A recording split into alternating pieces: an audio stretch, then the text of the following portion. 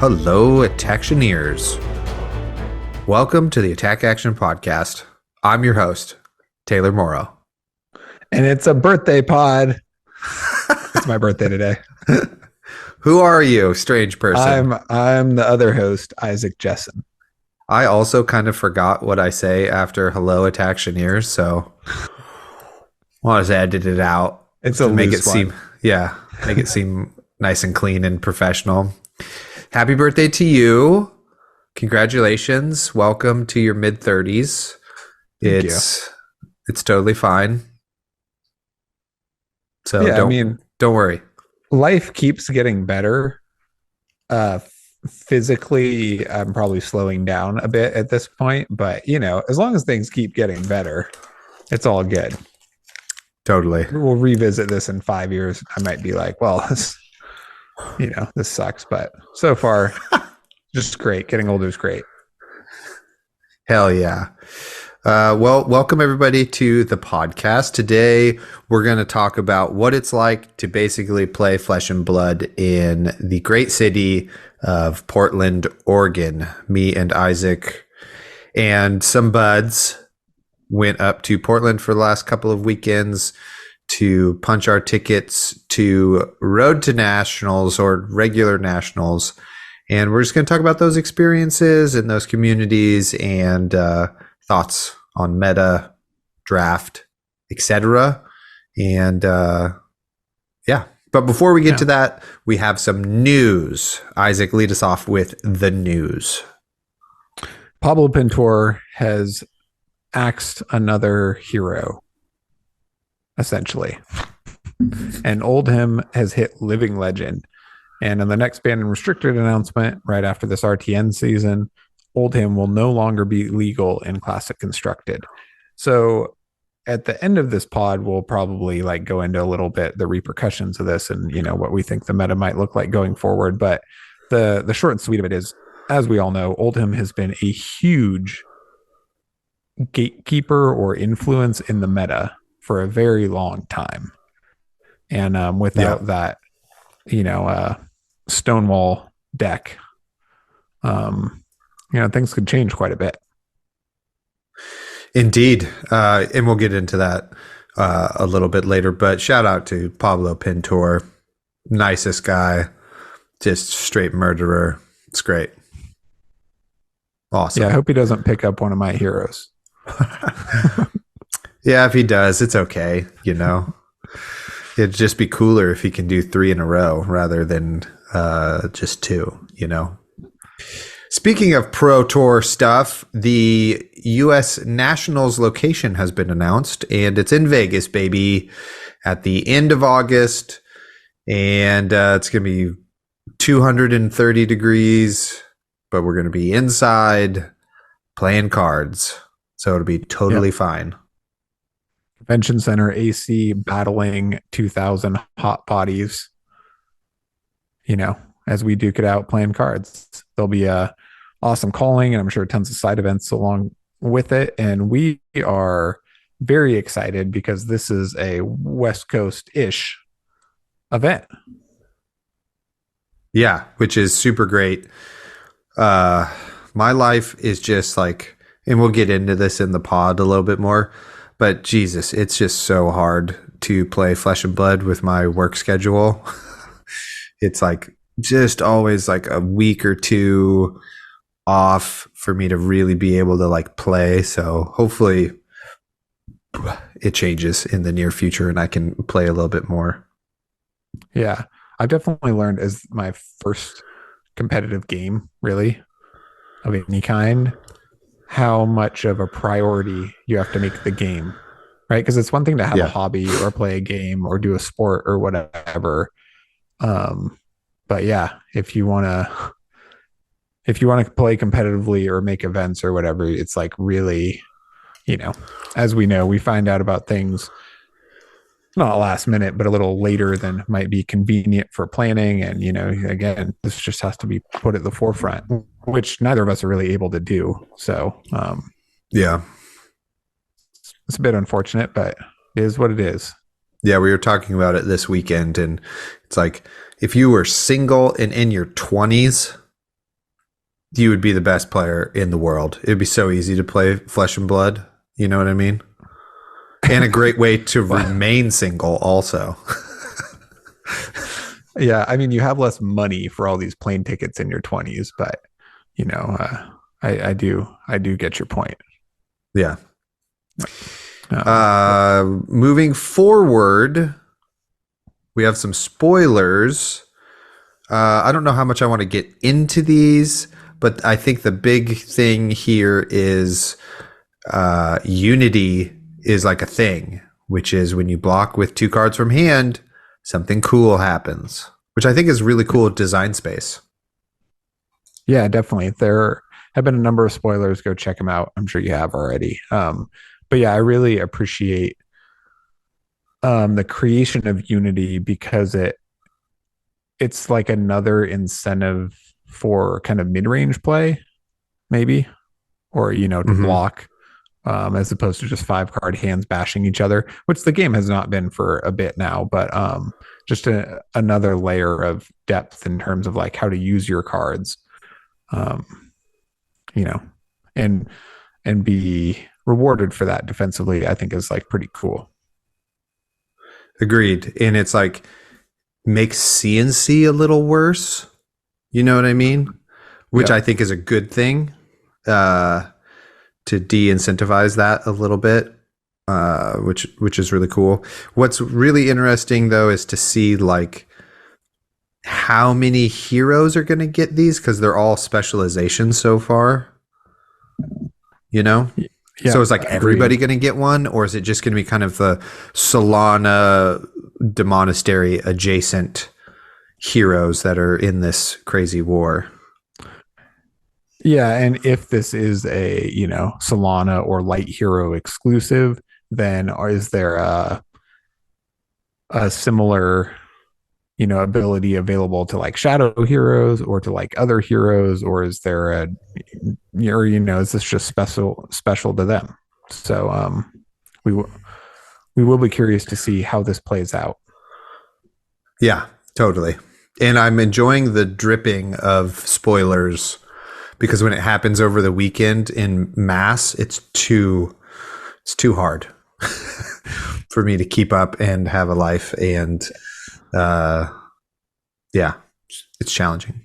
It is weird when they come in shotgunned at 50 per day, and you're like, your day is like really twitchy and disjointed because you're like on your phone for 20% of the, anyway. Yeah, Yeah. And I didn't even know these were coming. So it's like, well, that's a cool surprise. yeah, it totally is. Love it. Hope they keep coming. I think there maybe somebody said one's coming out tomorrow, so Nice. we'll see.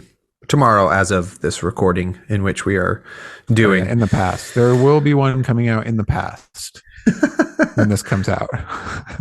All right. Well, you got any shout outs from all your flesh and blood time? I totally do.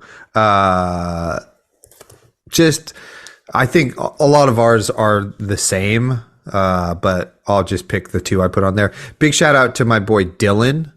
He's like, hey, what's up? I'm a big hoop head too. I work for Adidas. Check out my cool Adidas fit.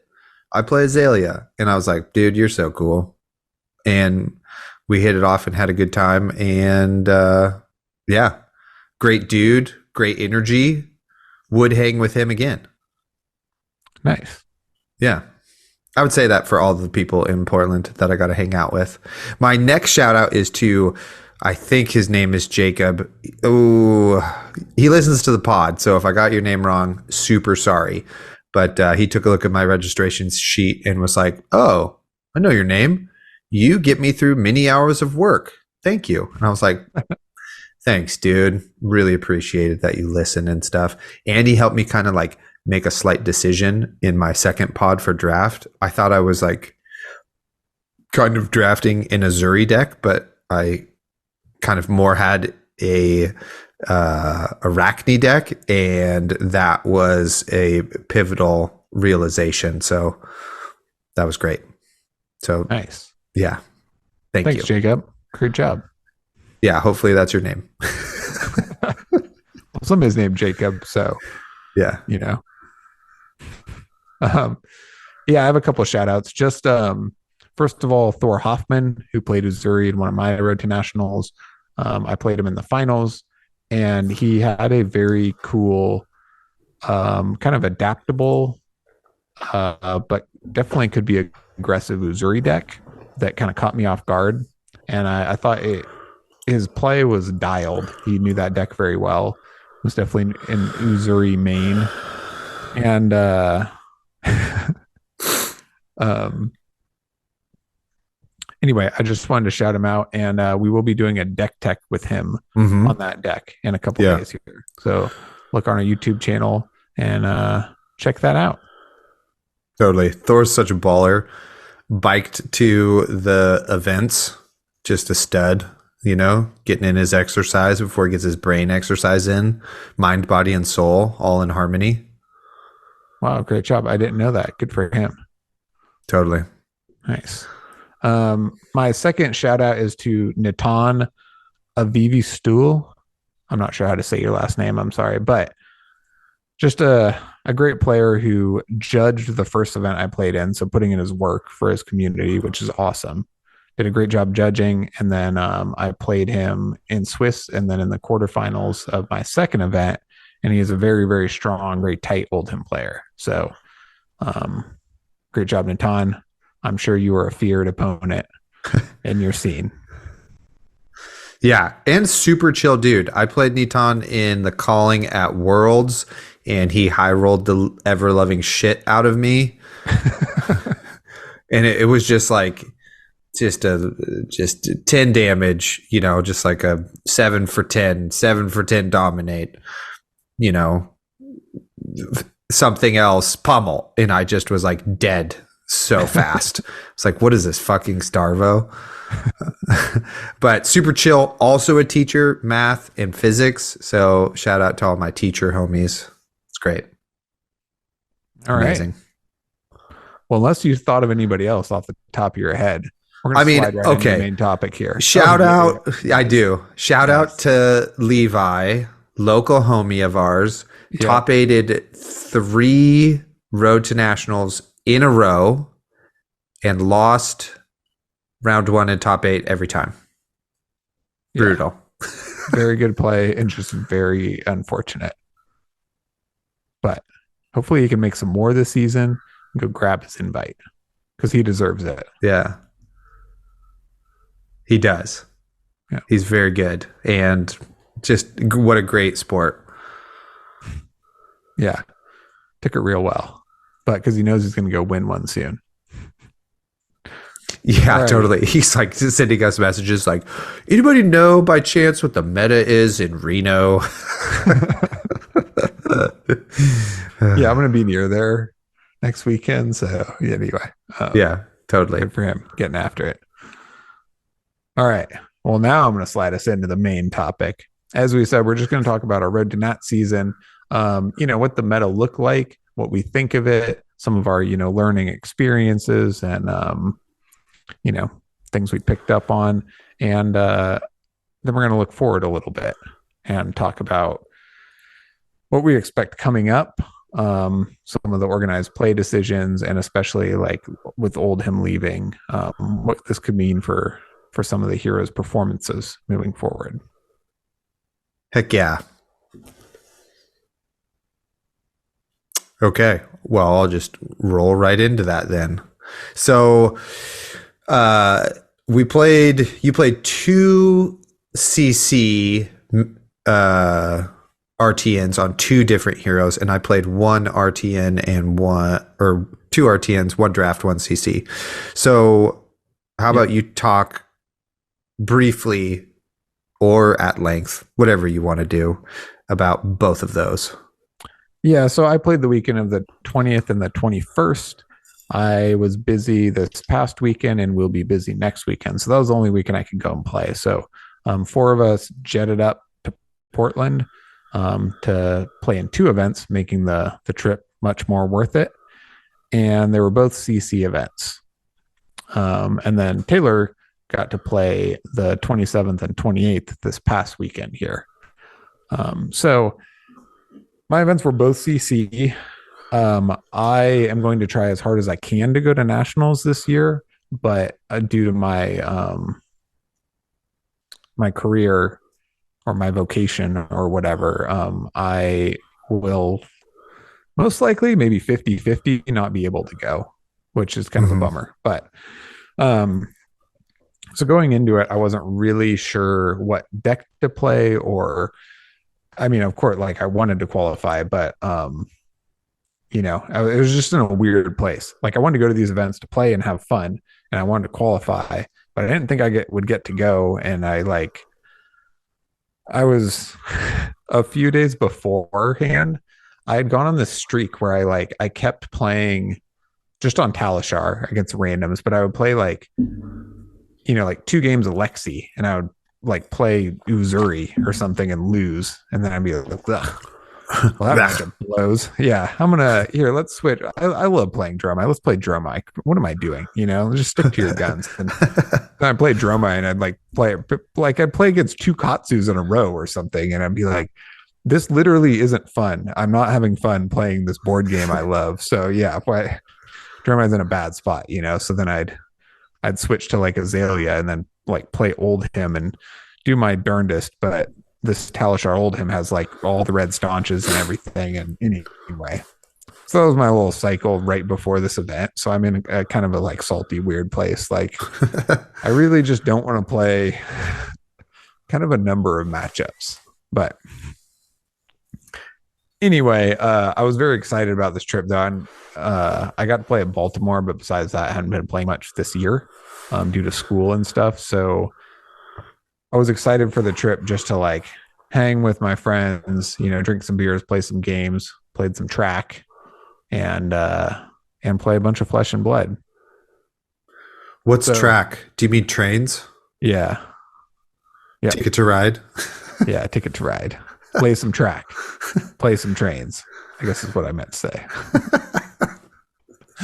Which is kind of our like go-to because like it's easy for people to learn, but it's like very good for board gamers too. So so day one I played Azalea and I had a blast playing Azalea. I went 4-1-1.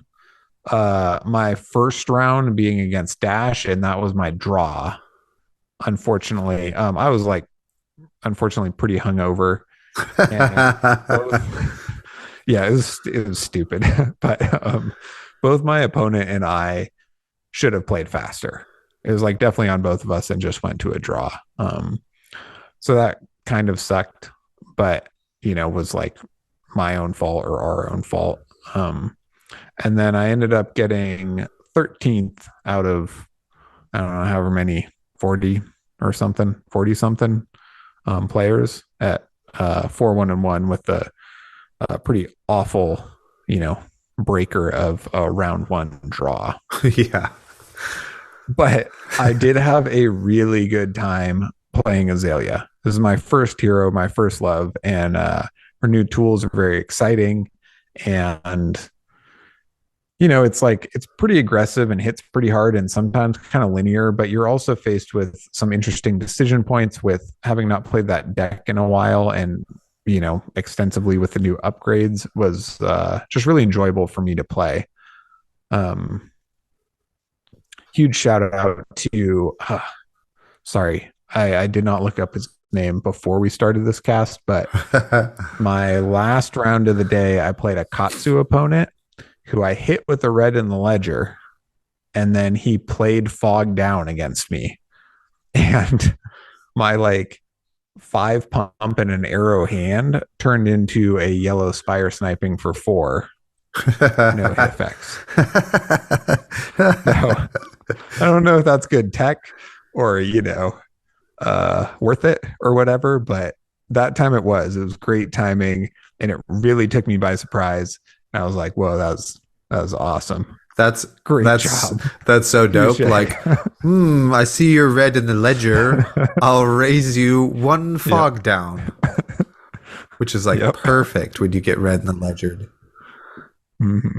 Amazing. Block Love it. For you too. Yes, it was hilarious. So that was cool. And then my my day two, I actually brought both decks and brought both lists to the shop and decided to play Dromai. Um, I don't know, like half an hour before the event started, just because I kind of wanted to mix it up, and I love playing Dromai.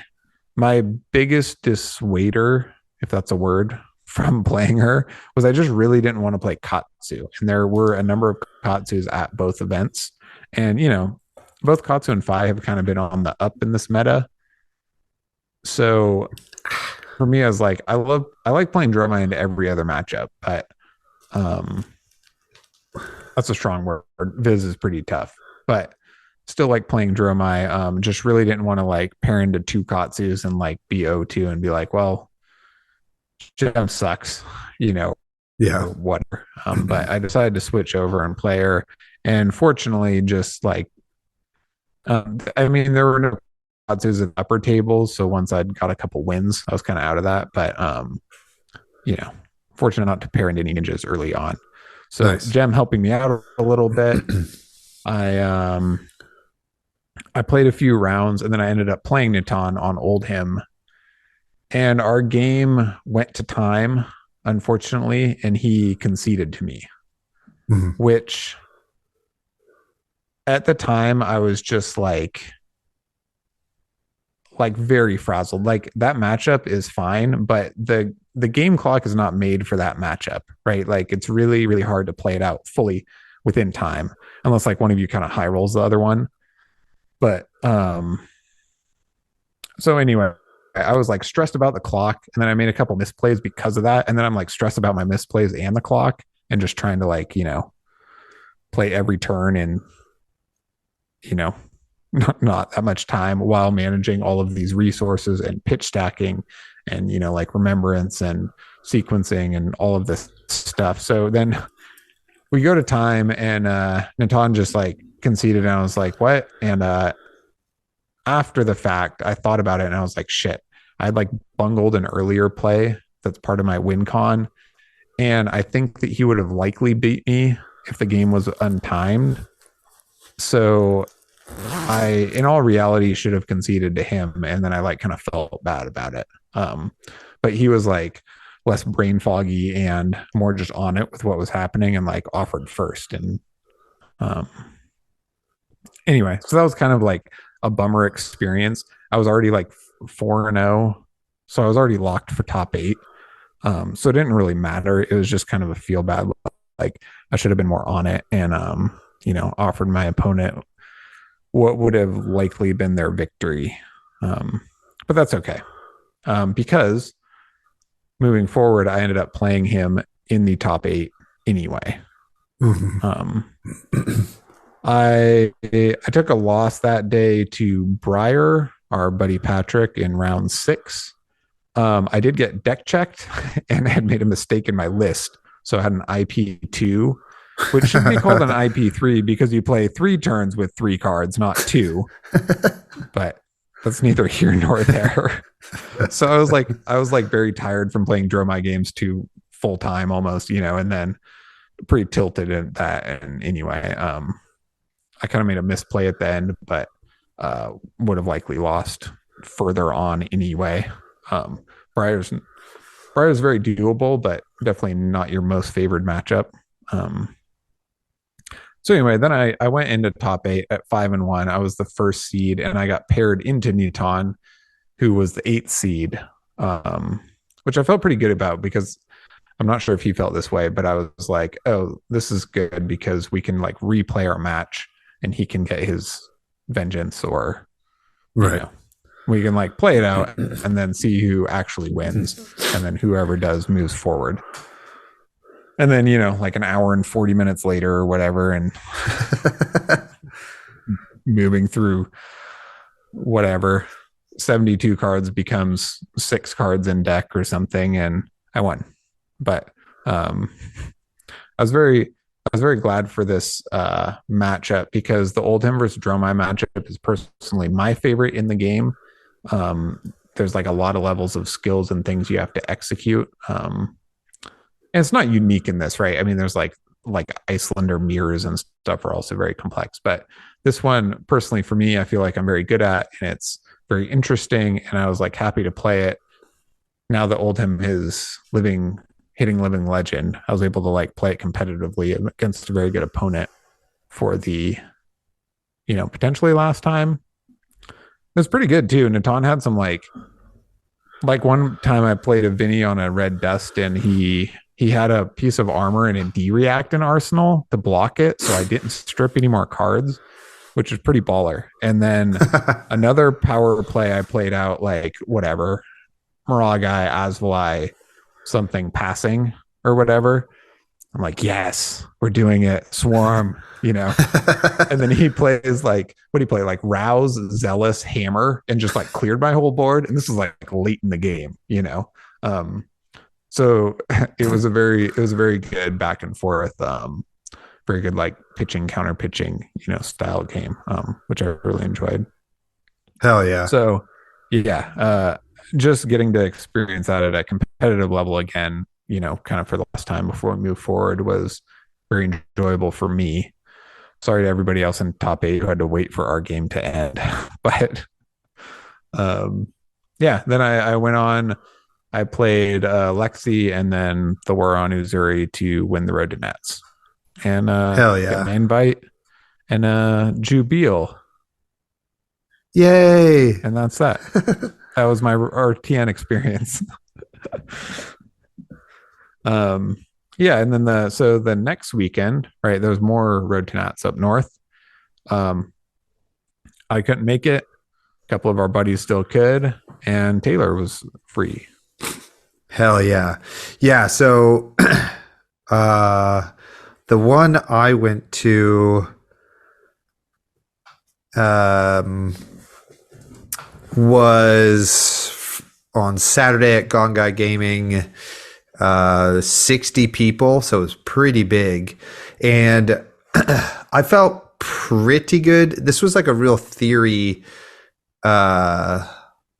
day or experience for me. So like we didn't have our usual like testing team that we've done for like preparing for events. So I was just basically playing on Talishar and pick up games with like Patrick and Levi if I could. And so I wanted to see how well that prepared me for the event, and it did okay. Like I think I spent a little bit too much time prepping with the fatigue contract Uzuri list, and I now believe just the kind of more red heavy Uzuri list. I played Uzuri. The more red heavy Uzuri list is just better across the board in a lot of your matchups. So that's what I brought, and I really wish I had like a little bit more time to be a little bit. There were like still a number of questions I had about the deck and wasn't like super psyched on my 80. I was like pretty psyched on like 75 cards. Anyway, and Uzuri games can go longer also. Yeah, totally. And just that turns into more decision points over the day. So yeah. But I felt good coming into the event. But then round 1, we were kind of playing the game and I was like, oh fuck, I am so rusty. I haven't played in a competitive event since Worlds. And so there was just like a level of vision or jitters or whatever have you, you just rust. And I made a number of mistakes. Excuse me. Yeah, you did. Thanks, Hilda. I made a number of mistakes that were kind of like uncharacteristic. And I was playing against Alexi, and it should have been a matchup I 100% won. Like a lot of little things, like I get a early death touch off, just the full value, boom, comes in for 6. And I sit there and think for a second. I'm like, And it's like turn 2. I'm like, there's no way he has 3 of a kind. I should hit him with inertia, and then it'll be easier for me to just like kind of be in control of this game. So I chose inertia, and guess what he had? 3 of a kind. And if I had chose frailty, which maybe I should just like always choose, but I just like got in my head about it, then I get like less blown out that turn. And then dumb stuff like didn't block with black text, let a drill shot hit. He put a counter on black text, like just little inefficiencies like that. And then this is my last gripe about that match is I think my opponent did one of the faux pas of games where you say good game and then proceed to tell your opponent all of the mistakes they made so that they could win it next time. And I was like, yeah. Like, I know I lost this game and made mistakes and would love to play you again right now and prove that I fucking know what I'm doing. So let that be a reminder to everybody. Just tell them thank you for the game and good luck, you know? And if they ask, yeah, go ahead. Yeah, you can be excited about the game and the matchup and like thoughts from both sides of the play and stuff, but you know, it's definitely up to you to read the situation also. Like if your opponent's like, oh yeah, I thought I could have done this better, or like really engages or whatever, it's like, yeah, then you're having a conversation about it. But if you're, you know, if your opponent's like bummed out or you know, not that chatty about it, telling them about all this is probably not quite where you want to be. Yeah, totally.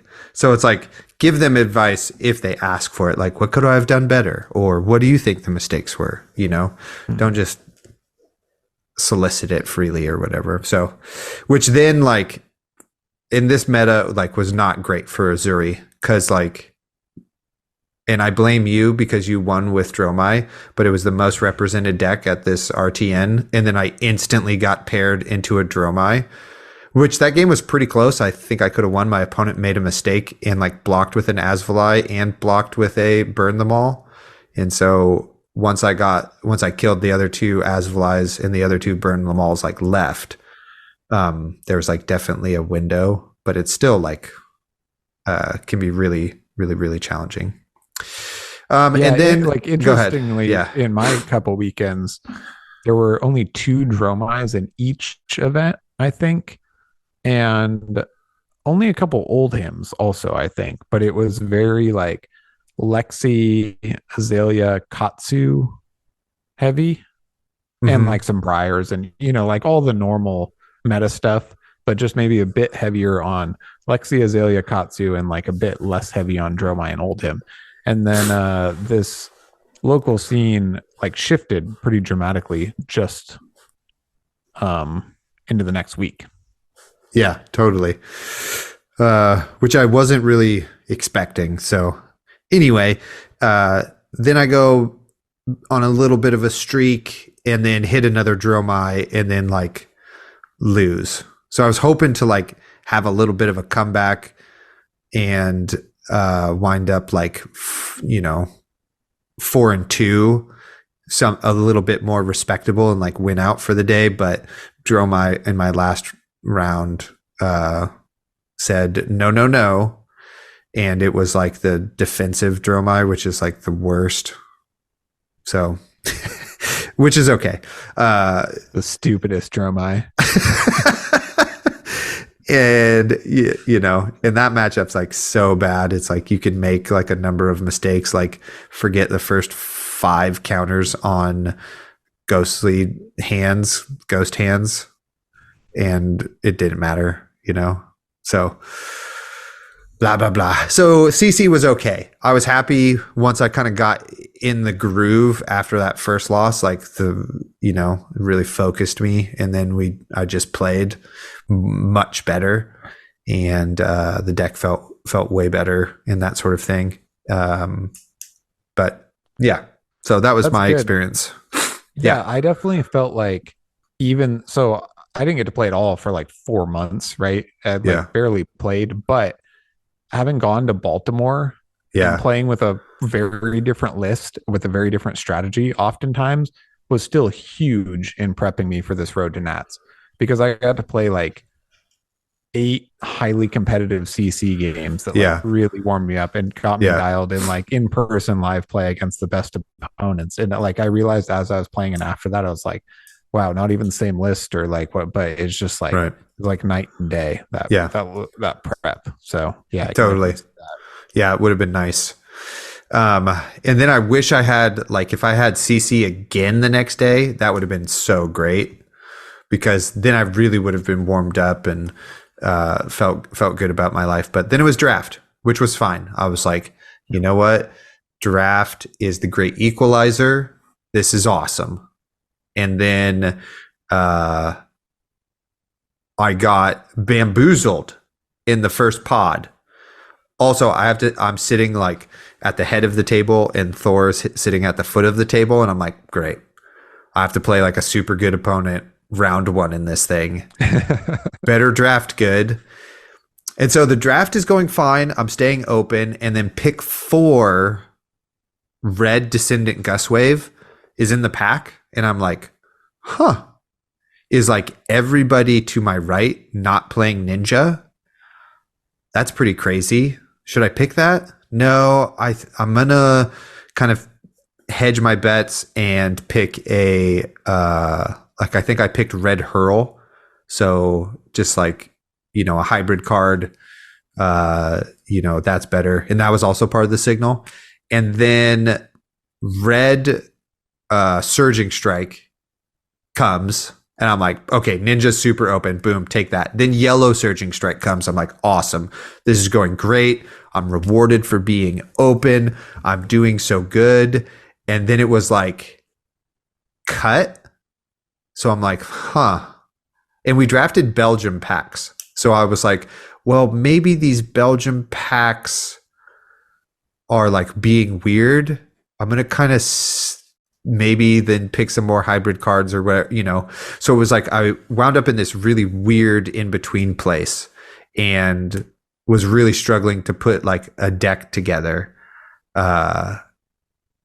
which it kind of came together. Like I wound up with an okay Benji list, but like not a lot of the starters you want. You know what I mean? I had to make do with like a lot of generics. So it would be like things like Kadachi, Rabble, cut down to size, stuff like that. No like crazy amounts of damage or whatever.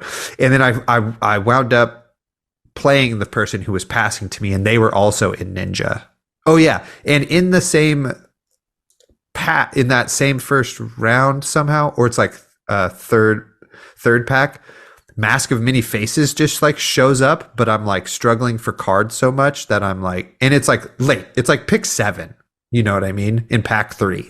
So I'm like, or whatever. It's like has likely to like wheel to me. I'm like, okay, I'll pick this card. Somebody already has their mask. It'll wheel. And then it like doesn't. And like that in the Descendant, I wish I had picked because my deck would have been like a few percentage points better. But the guy who was passing to me was also playing Ninja, and I asked him, I was like, why did you let those 3 cards go? And he was like, yeah, I don't know. And I was like, okay, sweet. No.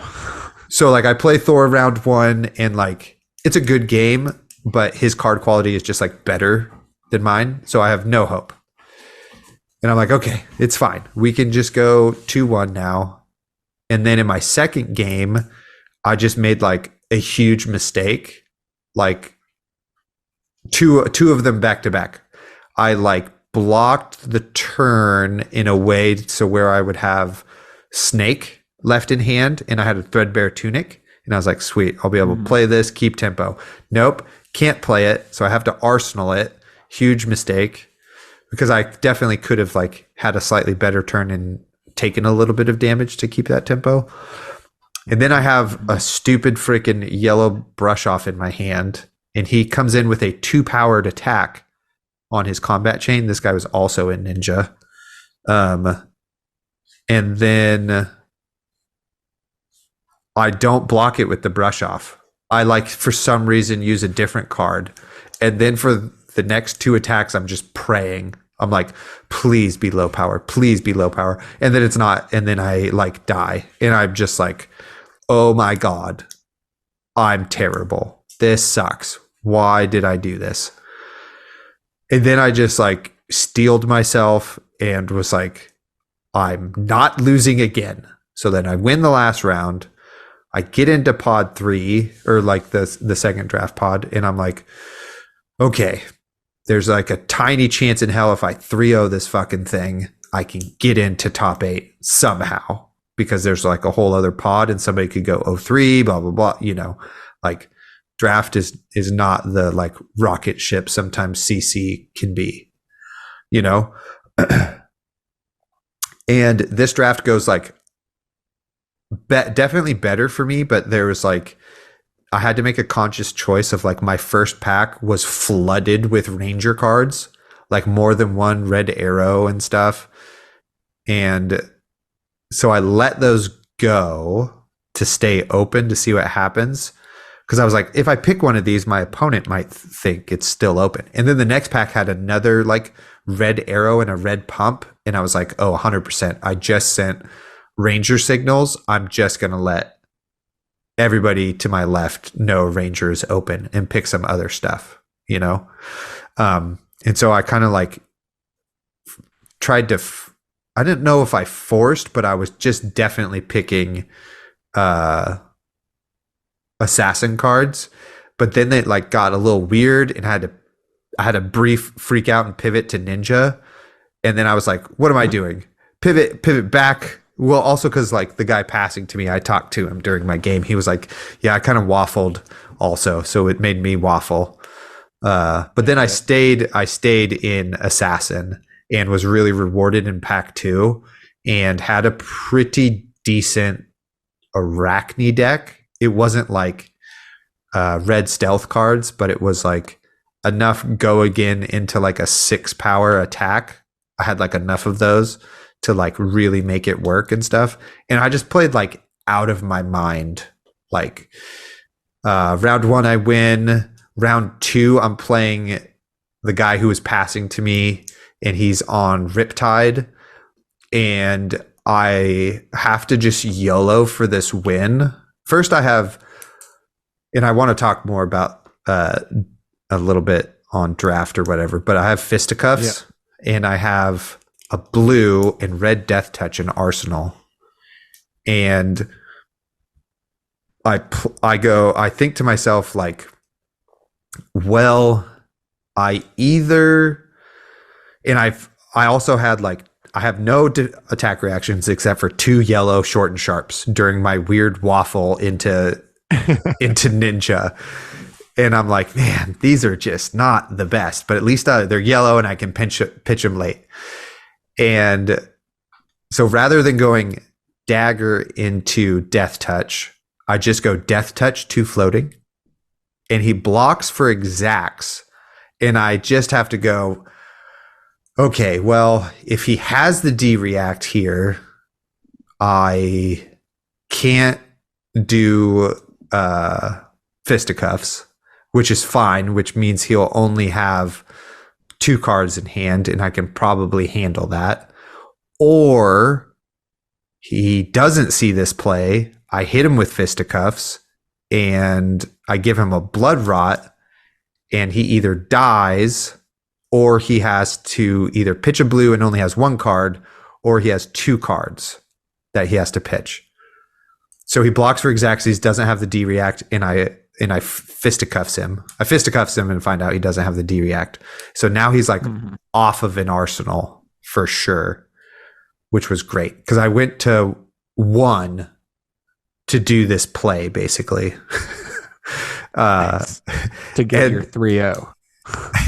Well, just to go 2-0. And oh, gotcha. I was like 70% sure he didn't have a trap, but I didn't remember. And so I just go dagger for 1 at 1, and he blocks it with 1 card, and I've pitch stacked my double short and sharps. And so I have to go short and sharp because he blocks for 3. Right. So I have to get to 5 and he's at 2 to kill him. And I just sit there just like bullets of sweat. And he goes, Yeah, that's it. You got me. And he doesn't have the trap and I don't die. It was an incredible game. I was like so nervous. But then this is the shitty part is then I have to play in the final round to 3-0 this bad boy, Alex. Shout out to Alex, who I've played in like pre-releases and stuff before. I have to play the person I passed all of the good Ranger cards to. So now I have to face the deck that Yep. I basically made. And it's a really good game. I thankfully win the dice roll and go first, which I waffled. I was like, maybe I go second. No, I should probably go first. Which was, I think, the right call because he had it was only the right call because of his choice. I only had 32 cards and I think he had 37. And the game did go to fatigue, but he blocked out. My first hand was just dog water, poo poo pants. I couldn't do hardly anything. And it just was like red destructive deliberation and pitching some like good cards to the bottom. And he blocked with 3 cards. So now he's only at 34 cards when he like gets to attack me, which wound up being like pretty pivotal. And that game went down to the freaking wire. It was crazy. I drew like a nothing hand. I had to do all of the stuff to beat him. Like I thought I had also pitch stacked my short and sharps and he was tracking my pitch. So what happened was I got a ponder token off of something somehow. I forget the specifics. And I draw into my 1 copy of Red Scout the Periphery. And I go, fuck, this card does nothing if I arsenal it. Like absolutely nothing. So I won't do that. But what I've realized now is that, because I just didn't want it to be like a nothing card or stuck in my arsenal or some shit. Mm-hmm. If I had arsenaled it, I would have drawn into my double short and sharps, which would have been sweet. But instead, I only drew into one of them. And my hand kind of has this dumb Red Scout the Periphery in it also. So I don't have like enough resources. So I have to go like blue feisty locals. And he double blocks it. And I only have 1 short and sharp. And I'm like, dang it. So I used Fleetfoot Sandals to give it go again. And then like Dagger, which takes a 3rd card. So now he only has 2 cards, and I get an arsenal of short and sharp. And he just has like wild. I know. And then he just has like a mopey turn. I can block with just 1 card, and he just like ran out of cards, and I beat him. But it was like so stressful because I also had to tank a little bit of damage to go to like 2, and I'm like, I'm so dead to a dominated arrow. It's so terrible. But we got there, and I 3-0'd the second pod and didn't top 8, but earned my self-respect back and just played out of my mind Flesh and Blood, which was really fun. So there you go. Yeah. Yeah, I think draft is like, it's beautiful in this way too, but it's so hard because like, I mean, we've seen consistently like competitive, very skilled draft players perform consistently, but just like in my personal experience, it's, you know, sometimes it's tough. Like a draft can get like fairly train wrecked by like, it seems like, you know, multiple players forcing different ways or multiple players like waffling or switching kind of late, or, you know, there's like all these fluid things that happen, and your performance and deck building is so intertwined with other players' performance and deck building that it, you know, that's why it's so good, but it's also very scary to play because, you know, like you said, in your first draft, you like, you know, got derailed a bit and, you know, maybe learn some things or whatever, but it's like, if you got to play it again, you probably kill it, but the moment's gone, you know? Totally. Yeah. Crazy experience. Draft. I have some thoughts about Outsiders Draft, you know?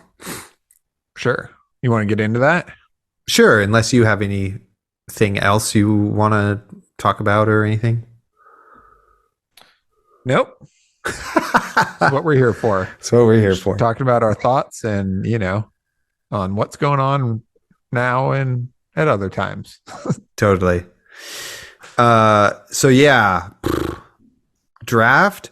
So Outsiders draft, I think is just okay. Is how I feel now. I really only want to play or I really only enjoy playing 3 of the 6 heroes, which hasn't been the case in a lot of the other drafts.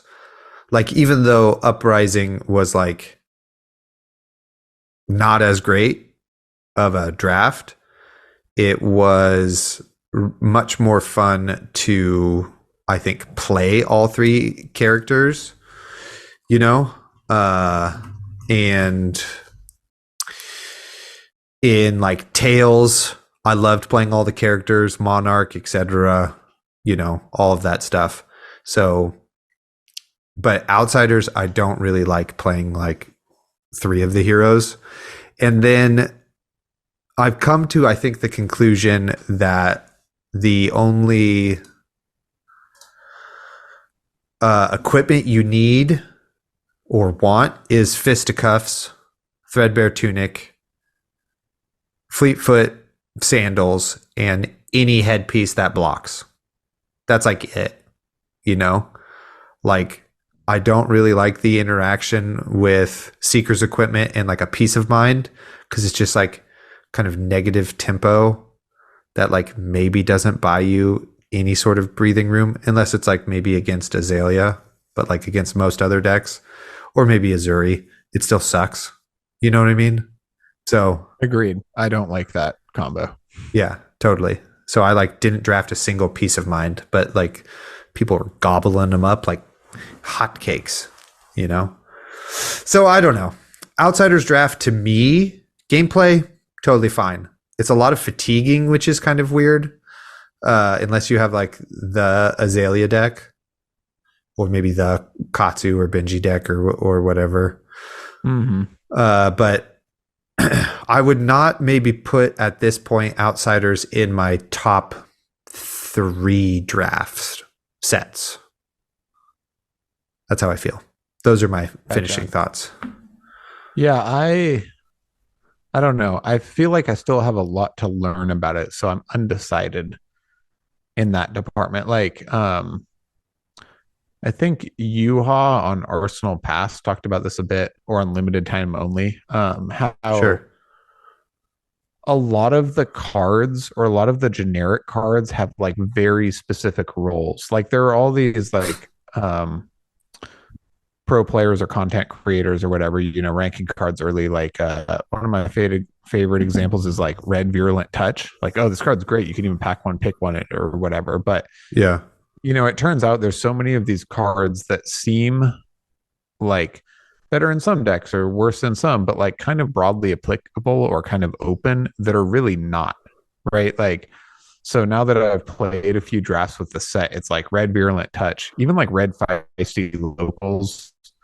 Some of these cards are just like, to me, they're like, 1 star in some decks, and kind of Right. like 4 or 5 stars in others, but just Yeah. like noticeably like bad. So even a lot of the like quote unquote good cards in the set being like kind of role players, only good in like very specific circumstances, has made it kind of a steep learning curve for me to learn how to draft the set.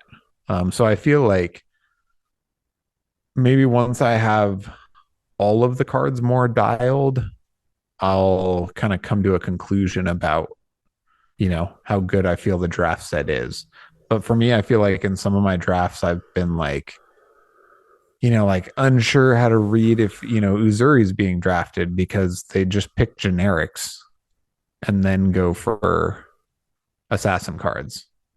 But I don't know if there were like red sixers in the packs, or if they were just like blue generics and nobody's on Uzuri. You know what I mean? Like stuff like that. And then the delicate roll of the cards has made it, kind of technical and kind of difficult. I do agree with some of the sentiments of what you're saying, but I'm I'm gonna withhold my opinion until I like, because I've shared some of your frustrations and like, some frustrations with drafting the set, but you know, we'll see how I feel after a while. Yeah, I mean, the design of the set, the cards I like the most are like, or that I think are really good, like cut down to size is awesome. That was like, I had two of those in my Arachne deck, and it was so good. I had one in Benji too, because it's like anybody who's trying to hold on to their cards just like can't. And then Mm-hmm. things like I really like feisty locals because that punishes players who are trying to block, or like freewheeling renegades actually is like maybe pretty good, the red one, because like if they're holding their cards, you just get max value. You know what I mean? So there's like those generics that are designed in that way, I think are really cool. Um, but on the whole, it's like I don't know why I would want to play ninja over one of the assassins or a really good Azalea deck, which that only comes around when you can like pick up some pumps like really early and then get some red arrows. You know what I mean? Mm-hmm. I So mean, yeah, Ninja, yeah, like Ninja, especially Katsu, is one of the only decks in this format that can kind of go above rate. Because I agree with you. Like, it's uh a lot of the games or a lot of the matchups do kind of go to fatigue or fatigue esque. And I think it's like a fine line for LSS between like, because a lot of people complained about how Arya was, way more explosive than like, the WTR style, and like how that was maybe a negative thing, or like how Phi was so good in Uprising. But, now we have one where maybe they're not walking the line perfectly, and maybe decks are just a little bit too weak. And so too many rounds go to fatigue, and it just feels a bit grindy sometimes. yeah, But I do know that Katsu is like, you can kind of break the game in that way, where like it's actually a deck that can go kind of pretty highly above rate, and just beat your opponent through their blocks, which is fairly rare in this set. totally. But that like Katsu deck that comes around like that is, excuse me, pretty rare also. Oh yeah, definitely. Yeah, it does feel like how the cards are distributed. It's like, yes, you can break the game with like Azalea or even Riptide or Katsu, right? But if everybody's kind of playing their seat, or if everything's kind of even, it's like I almost want to just be in Assassin, unfortunately, Yeah. you know. So it's like kind of the default, unless you really identify that you're the one Riptide or you're the one Azalea, Right. which I don't know. It's not so bad. Like the last draft set was like completely on rails, so Yeah. I've been enjoying the change. Yeah, totally. I do enjoy that about it. It just is tough, like, you know, if I have to play Riptide or Katsu, like I'm not stoked, you know? And that's just a personal Mm, preference of mine. So and yeah. people can totally disagree with me, and that's like totally fine, you know?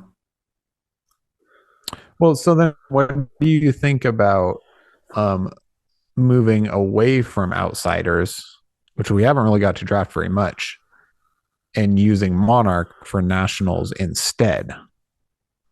I mean, I think it's awesome. Monarch is one of my favorite sets, you know? Uh, it's a Nice. really, I mean, it definitely has its problems, you know? Like you get Dread Scythe and your deck's OP. You know what I mean? You get Luminaris, deck's Mm, OP. Even maybe V of the Vanguard is like just such a huge card, you know? It's like relatively easy to do like 20 damage, with that bad Yep. boy. So there are some like things you have to know, or like, it can be really, really explosive like that. But there's like the equipment is super good. Like everybody's class equipment, like hooves, Dreamweavers, Aether Ironweave, Gallantry Gold, like those are must picks if you're in that hero. They're just like super, super, super good. I think that's really cool. And like, yeah, all of the equipment in that set is really cool. And there's a lot of interesting interactions between like a lot of cards that are really good. And the gameplay is pretty intricate. Like you have to be able to pitch stack as chain and remember it, and like make sure you have enough go again. And Levia, you have this like delicate dance where you're like waiting to go off and just freaking murder your opponent. Prism, you're like gotta get cards in soul, but also have a spectral shield so you have a weapon, and then protect that spectral shield because then you don't have a weapon if you don't have one, And Bolton has like these cool pop off turns, and then this like cool mid range plan where you can like do a 3 for 7 and not lose a card from deck, Gallantry Gold into Axe is 3 for 7, so you like don't have to lose tempo and stuff. So there's like a lot of cool interactions like that in Monarch that I'm excited to get back into, Nice. Yeah. See, Monarch is not one of my favorite sets to draft. So for me, and I understand like a lot of players got into the game like after Monarch or at Monarch and didn't draft it for some reason. Or maybe we're in lockdown or something. But so for me, just personally, not that anybody else should feel this way, but for me, I have been enjoying Outsiders, and I could draft it competitively. I don't know about how many more times, but a few more times. Yeah. So for me, I feel like kind of bummed that Outsiders is now just dead, and we're going back to Monarch, a set which I drafted plenty of and don't like particularly care for, but I'm sure it's like, I think that most of the community is kind of with you, like they really liked drafting Monarch, or they haven't really drafted it, so they're looking forward to getting in, Right. Totally. And like all things in Flesh and Blood, I feel like we're the minority. You know what I mean? We have to drive 7 hours to Portland to play, or whatever, and blah blah blah. So yeah. which is definitely very possible. So anyway, wrapping up Road to Nats for myself, no invite, which is totally fine. It's definitely the least prepared I've been for Road to Nats in our history, and I'm okay with it.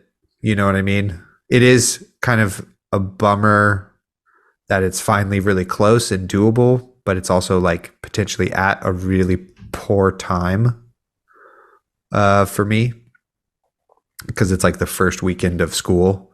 So I don't even know if that's possible yet. So it's all good, it's all good. But congrats to you on taking down an RTN on Dromai. # Dragon Daddy. Dragging me, daddy. And so if you I love that deck. Thank you. Yeah, and if anybody's interested in Isaac's current Dromai list, we have it on the YouTube page, and just kind of the what am I saying? The audio version of it is in the RSS feed, so you can go check that out if you would like. Mm-hmm. Yeah. So just to round us out here a little bit, do you have any kind of closing thoughts on just your experience in this meta? Like it was like fairly open and fairly even at my Road to Nats. And kind of what the meta looks like moving forward. Do you have any like dark horses or standouts? Maybe obvious standouts with the Oldhim leaving? Well, for one, LSS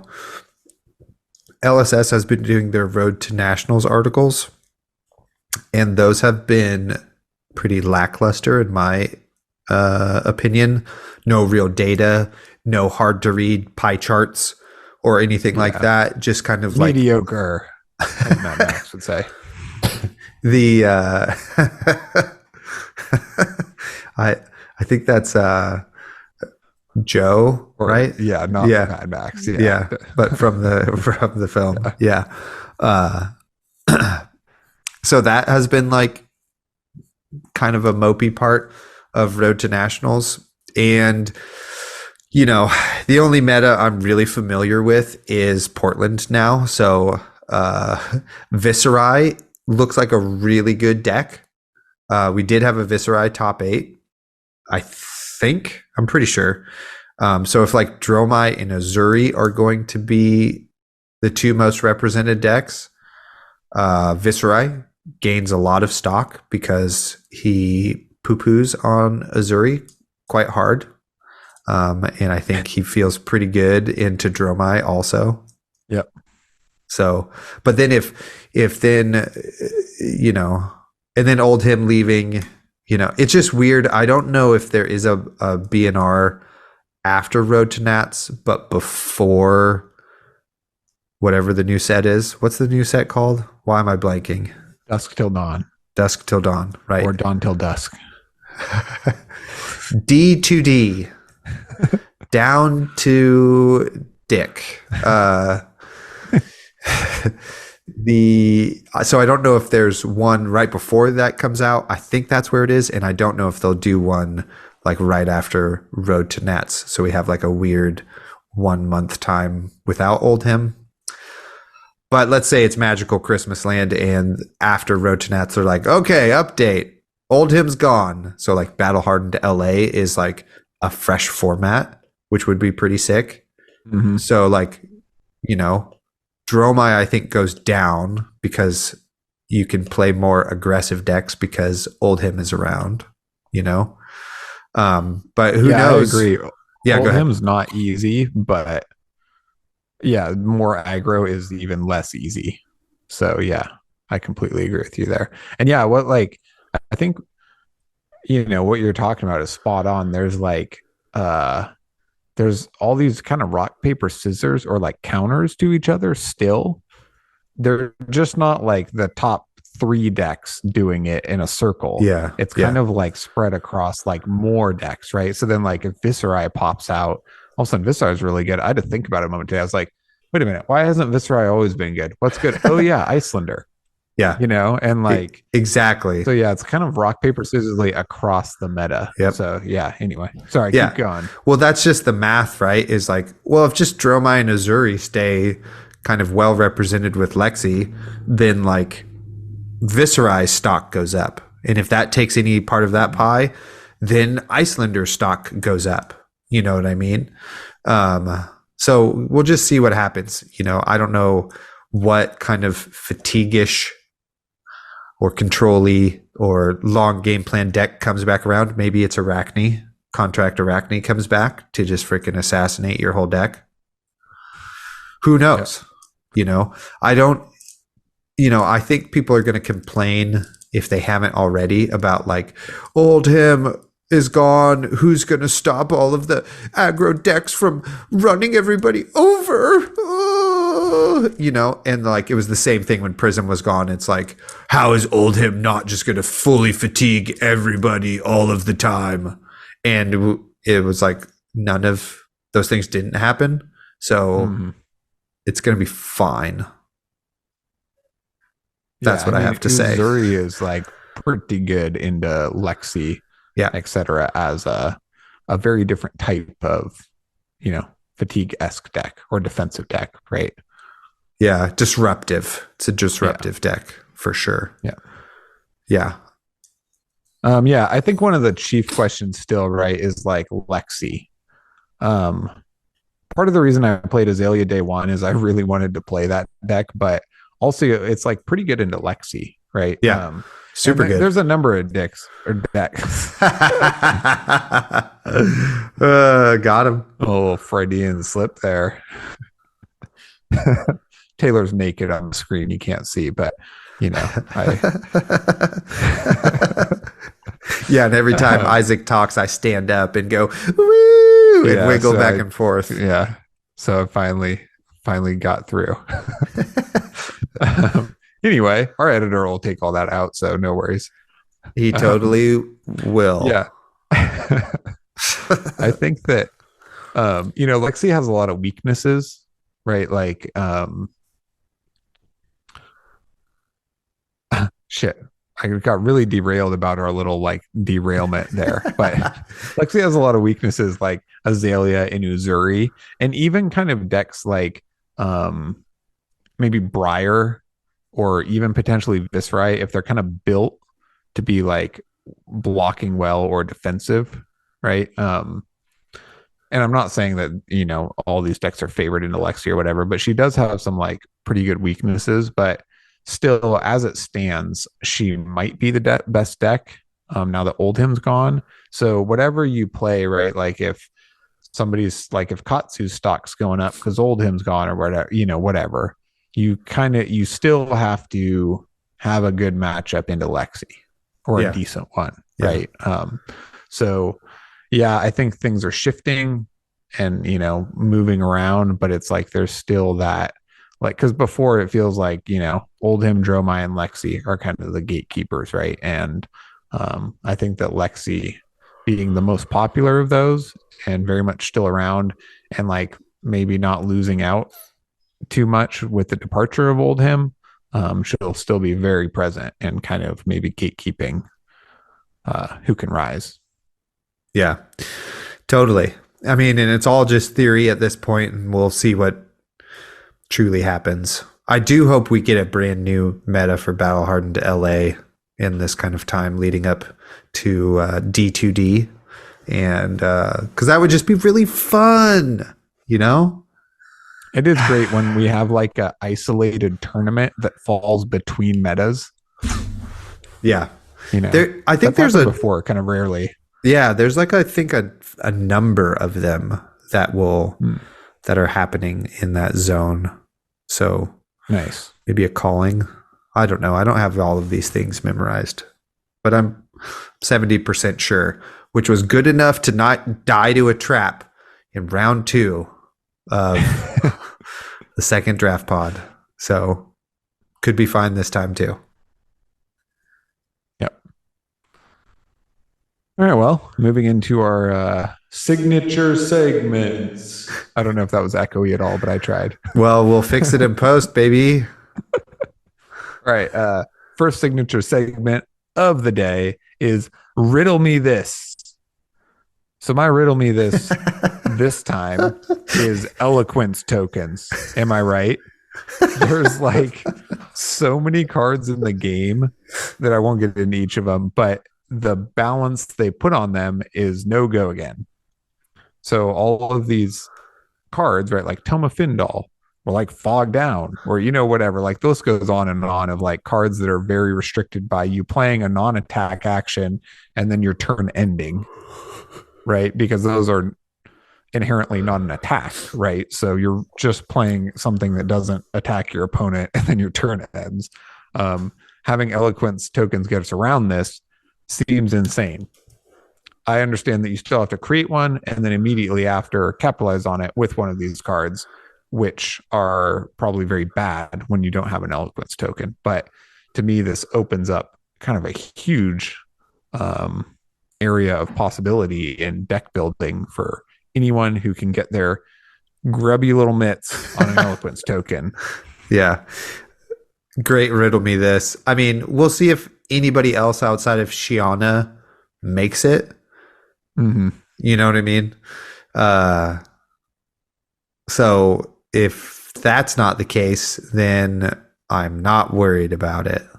And if it isn't the case or it becomes the case, I'm still not worried about it. You know what I mean? Yeah. It's going to be fine. We will see. It's all going to be fine. Right. I'm ready for some fucking broken shit. I'm ready. Let's do this. Nice.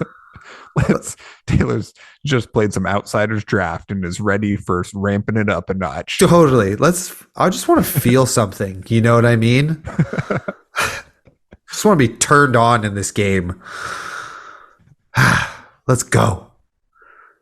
All right. Well, that was an isolated instance of She on Me This, our famous segment. And moving into board game from the closet. Here at the Attack Action Podcast, we like to play many different board games, and sometimes we like to share one of those with you.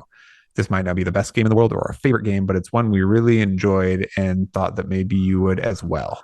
This episode's board game from the closet is Taylor's board game. Yes, it is I, Taylor, and it is my turn for a game. Crisscross, it's not a board game. It's the game all of the world is playing right now. It's The Legend of Zelda, Tears of the Kingdom, or as I like to call it, Legend of Zelda, Breath of the Wild 2, Tears of the Kingdom. Nice. Are you deep in that rabbit hole as well? I am pretty deep. My wife, Maria, who is a person in her own right, is much deeper than I am. But the game is so good. It's so crazy fun. At first, I was like, well, it's not on a new Switch hardware. It looks very similar to Breath of the Wild. How much cooler could this be? And how much more of a game could it really be? And it turns out it is 1,000 times cooler and 3 times as large. So I will not be buying new video games for the next decade. It's just so fun. Like, I've done 0 story and have just been dicking around. Just like, oh, what's over here? Oh, sweet. Shrine. Go do a shrine. Solve this puzzle in the most fun way possible I can. And then like go around and be like, oh, what's this weird thing? Oh, sweet. It's a little Korok dude. What's up? Got another seed. That's fun. Go over here. What's this thing? I'm also like on Elden Ring mode where I'm putting all of my stats into stamina and none into hearts. So I'm just like, oh, nice. Playing it on Dodge high. And parry. Yeah, exactly. You got to dodge, you got to parry, you got to set up interesting traps, The coolest thing I've seen is just like all of the crazy machines people have made, just out there making stuff. Like I've seen players who've made like gigantic traps. So like you can lure a bunch of enemies to like a tasty piece of meat. And then you just put this like cage over them and then shoot your arrow to start the cage death machine. It's just like a spinning wheel of fire and laser beams. And it just mows down all of the enemies. And you just like walk around and do that. Like so funny. You know what I mean? And because they allow you to have all of these like tools to create stuff and stick stuff together and do all of this shit. And it's so fun when you give people like kind of what's the word? It's not limitless, but it is like many tools to be creative with and to see what they can do and what you can personally do. You know what I mean? So I've been playing a lot of that. I played it as soon as I got home from RTNs and it was like super fun. It's just great. Perfect thing to unwind with. Yeah. Nice. We got to fight. No stopping. No pee stop. We got to get home. Got to get back to it. Yeah, exactly. All of Hyrule needs me to find Princess Zelda, which is my job. And I'm taking my sweet, sweet ass time to do it. I feel like that's been your job for the past like 20 or 30 years, right? Totally. And I'm very good and I do it every time. Games in the series. Yeah, totally. 100% win rate. Yeah. Never do I not find Zelda, and rescue her. Yeah, I know a lot of people have been very much enjoying that game. I think it is not for me in any aspect, but I know it's a sensation worldwide. I think you would be surprised, actually. Maybe I might very much enjoy it. It's just want to go into all like negative things I've thought about it because I know people are really loving it, but it's just like the aesthetic, the like machination construction aspect, like all of that is just not what I look for in a game, you know? Totally. But I was under the impression I was maybe going to just like crafting less. And turns out I like it way more than I thought I was going to. because of its open-endedness, you know what I mean? Like if you've ever done like puzzle well, never mind. This is like a long thing. Just how creative it allows me to be, but also is like you need to kind of solve this puzzle is the best because you can do like, well, let's have some fun and let's see if I can do it this way. Or just like, fuck it. I'm just going to attach like 40 logs end to end and just walk across this whole giant puzzle. Like, I don't care. You know what I mean? So it's great that it allows you to do both of those things. Yeah. all right. I'm going to be getting Diablo 4, not because I think it'll be great, but I think it will be polished and fun, but because it's couch co-op. Nice. So Mitch and I can play it couch co-op. That's fine. The only reason I'm getting I didn't want to play with you at all. It's going to be excellent. Oh, are you getting Diablo? You just said you won't be getting a new game for the next year. Well, you don't have any space on your couch for me, your co-host? Oh, yeah. Come over and play Diablo 4. You're almost out of school. I'm going to have 4 days off a week. Yeah. Except when I work every day of the month. But yeah, come on over. We'll play couch co-op. Awesome. Thanks for inviting me. Yeah. You are 100% invited and were before you said that. Okay, We're good. Grind out some Diablo 4. Everybody heard that. And everybody else, you're all invited to Isaac's house and couch too. Let's party. Yeah. Only the cool people. But yeah. All of our listeners are cool people, Isaac. Every single one. True. Yeah. We'll have like a fab, bring your dogs. Fab dads, bring some beers. We'll just play Diablo 4 on the couch. It's going to be awesome. Awesome. Well, thanks everybody for joining us for this episode. We had a blast as we always do. And, just thanks. I forgot to plug everything at the beginning of the show. So just try to follow us everywhere and pay attention to things and support us on Patreon. Like it all helps. It's all very good. It means a lot to us every time somebody says, "Hey, this is great," or "Thank you," or even, "Hey, I listen,"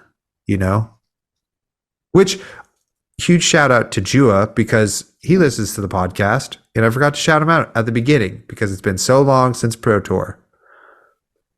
And then he had an interview. Yep. So thanks for listening and shouting us out. Totally. And everybody else, it does matter. And thank you. Totally. And we'll see you in the next episode. What are we doing in our next episode? I don't know, but y'all will enjoy it because you like our podcast. We do know, but we'll let you know later. Yeah, we don't know what order they come out in. Okay. Strong ending is also blah blah. Yep. Always end on a strong note. Yeah. Just doing Link noises and mumbling now. Yeah. Yeah. So strong. Good. All right. Goodbye, everybody. Thank you for listening. You can find us on YouTube, Facebook, and Instagram at the Attack Action Podcast. On Twitter, we are at BattleBro Taylor and at BattleBro Isaac. Shoot us an email, theattackactionpodcast@gmail.com. If you would like to support us, like and subscribe, shop for singles using our affiliate link, or support our Patreon for as little as $4 per month.